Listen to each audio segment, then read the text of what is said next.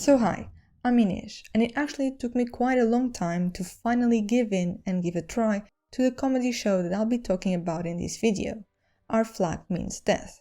But I hope that convincing some of you to try it will make up for it, since currently I'm completely obsessed with this show, and it's just bringing the full fangirl in me. And I am devastated with the show's cancellation, and hopeful that if even more people watch the show and rally, we will get a third season, since I've learned to never underestimate the power of a fandom. Our Flag Means Death is packed with as many fandom tropes as possible, and I will get into all of them in a little bit, since it's really amazing and interesting how much the series creators try to cater to the fans, and successfully I may add, not like what happened in later seasons of Gotham, for example. This obviously worked well for them, with these 2 seasons being loved by both critics and viewers. So this is a TV show about pirates. Right there, not my favorite topic. Life at sea is usually anything but glamorous, and the Pirates of the Caribbean kind of scared me as a kid. And I thought that a lot of the characters were going to be unrealistically weird and stupid, and I really don't like when they do that. And I was kind of right about that point, but keep watching. So in this HBO Max series, Our Flag Means Death, Stede Bonnet is a wealthy landowner with a midlife crisis who ditches his comfortable life to become a pirate. Weirdly enough, this story is actually based on a real person, so Stede Bonnet actually existed and became known as the Gentleman Pirate, and also created a sort of partnership with the famous pirate Blackbeard. But as far as I can tell, this is as far as the show takes it in terms of historical accuracy. The series is a satiric comedy, with Stede's lack of experience in crime and piracy leading to a series of hilarious adventures. I didn't know Rhys Darby, the comic and actor who plays Stede, so one of the selling points for me was Taika Waititi, known to me from Thor Ragnarok and Jojo Rabbit, and who directs and plays the role of Blackbeard in this show. Despite this, actually it was Stede that made me fall in love with the show, and I believe that having a comic playing this role was essential, with Rhys Darby's comedic timing and perfect delivery bringing the character to life, and I think that he will always be known for this role, and now no other actor will be able to play this part. Also, I want you to understand that even though you will probably really like this show, at least for me, this was not love at first sight.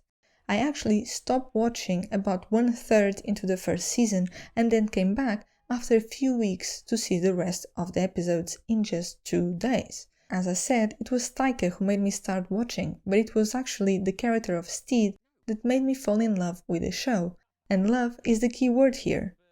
Lately, it feels like maybe we've cracked how to do successful TV shows, and that is by making programs about chosen families, and our need to find somewhere in the world where we are accepted and cherished, and someplace where we can create a connection with other people. Shows like Ted Lasso, Abbott's Elementary, Julia, and Schitt's Creek are some of the most recent examples of the power of feel-good TV. Even The Last of Us, a show about zombies, took a hold of the world's heart with the power of chosen families. And so those are 2 of the most important fandom tropes, chosen families and underdogs and misfits. In many ways, Our Flag Means Death is very similar to Ted Lasso, in the sense that just like Ted was completely oblivious to football, Stede is also a complete novice in pirating. But just like Ted, his unwavering optimism and positivity win over the rest of the crew and the other characters, as well as my heart. His naivety is quite endearing and funny, let's be honest, and he is frequently criticized for being bad at everything, which I find makes him more relatable. Most of us don't have any special qualities, but I find it quite inspiring that Stede actually doesn't let that tear him down and is always willing to learn and try to improve. Once again, like in Ted Lasso, he also tries to foster a compassionate and supportive environment, which the show uses as a comedic juxtaposition with the stereotypical image of a ruthless pirate and the brutal world of piracy. The show often plays on this contrast for comedic effect, highlighting the absurdity of Stede's methods in a setting where violence and intimidation are often the norm.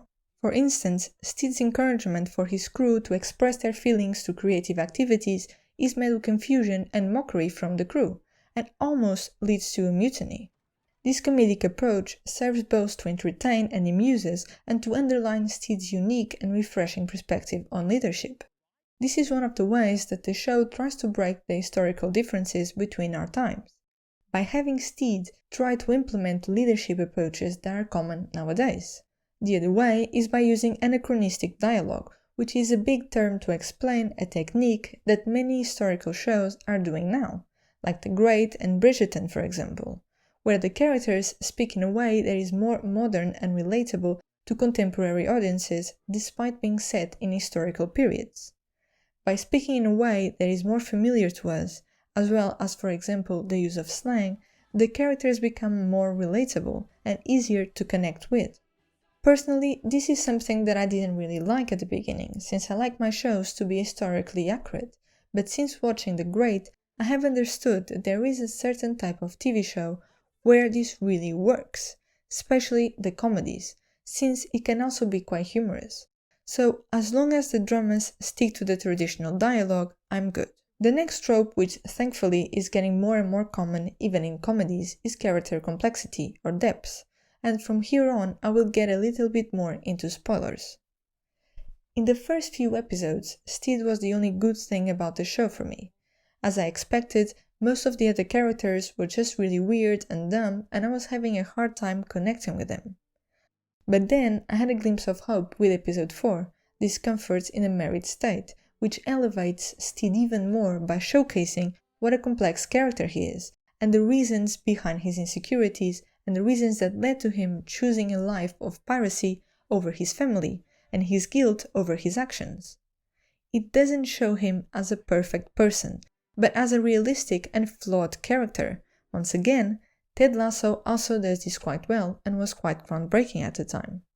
As I said, having a comic playing the role of Stede was essential, also highlighting Rhys's ability to improvise, but he was also quite happy to have this opportunity to try acting out some more serious and emotional moments, and he really nailed those as well. This episode also introduces to the marvelous thing that is the relationship between Stede and Ed, aka Blackbeard. So the next famous trope is the most famous of them all, and that's shippings. Here, their chemistry is through the roof, and at first I thought that this was only going to be one of those famous TV show bromances that fandoms always ship, but that never get anywhere, like Merlin and Arthur or Sherlock and John for example. And the truth is that I was there for this relationship, in whatever form that the creators would give it to us. All I could think about was that I needed to see more of these two together. But then my heart was broken at the end of the episode, when we are led to believe that Ed actually is just a completely ruthless and cunning pirate, and just wants to try and steal Stede's lives for himself. And so this was the moment that made me stop seeing the show. I was already a bit doubtful, and then I see all of this potential only to see it crumble right in front of my eyes. So weeks passed, and on a bored afternoon, I decided to give it another chance, just because of how much I liked Stede, and I cannot tell you how good of a decision that was. Because not only did they continue to develop Stede and Ed's relationship, but also took it to an almost unprecedented level, in this type of TV show at least. We are finally getting there with, for example, Good Omens, but nothing of this level. We still get a few episodes of Will They, Won't They, with the final climax at the end of season 1.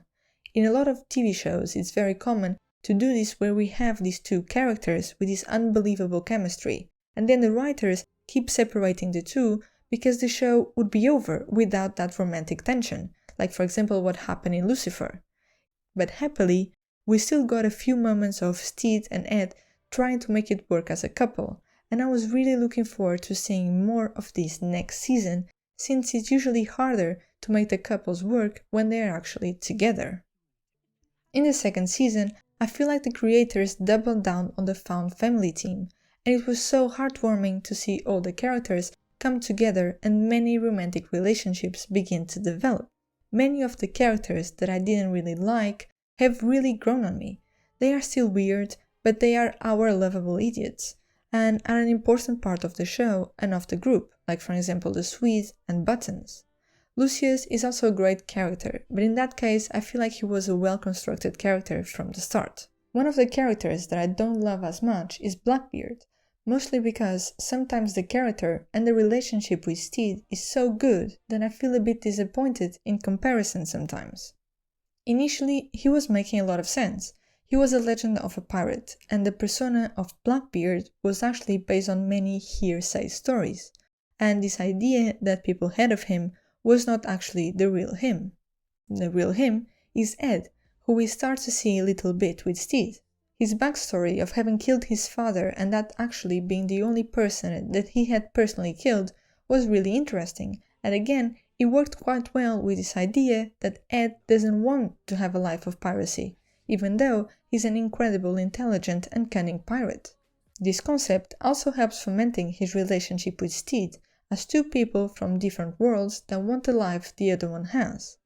But then we learn that Ed has actually killed and tortured a bunch of people and lied about it. Also with Stede, his personality is very consistent, but with Ed, this incredibly clever and competent man is sometimes reduced to a comedic, petty, dumb and childish mess, especially in the second season, and even though it makes sense for him to go back to his old ways when Stede leaves him, it's very difficult to just forgive him for everything later on, especially because he's a grown man who should be responsible for his actions and who doesn't seem that sorry for what he did. That said, I still love him with Stede and like that he's trying to find himself, but I would also like for the writers to be a bit more consistent with him and show more of his competent, serious side. To wrap things up, let's talk about one of the fandom's favorite characters, Easy Hands. He's the perfect example of the trope bad guy turns good guy, like for example Regina in Once Upon a Time. Here, the writers really heard the fans loving Easy and wanting him to have a redemption arc.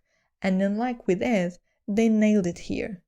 Easy's commitment to Blackbeard is admirable, so even though he's a bad guy, you can like and respect that side of him from the start. His passion for pirate life and his resistance to change are really relatable, and you understand his fear when he sees Ed change because of Stede, and he also doesn't like all the sudden changes to his way of life that result in his dislike of Stede.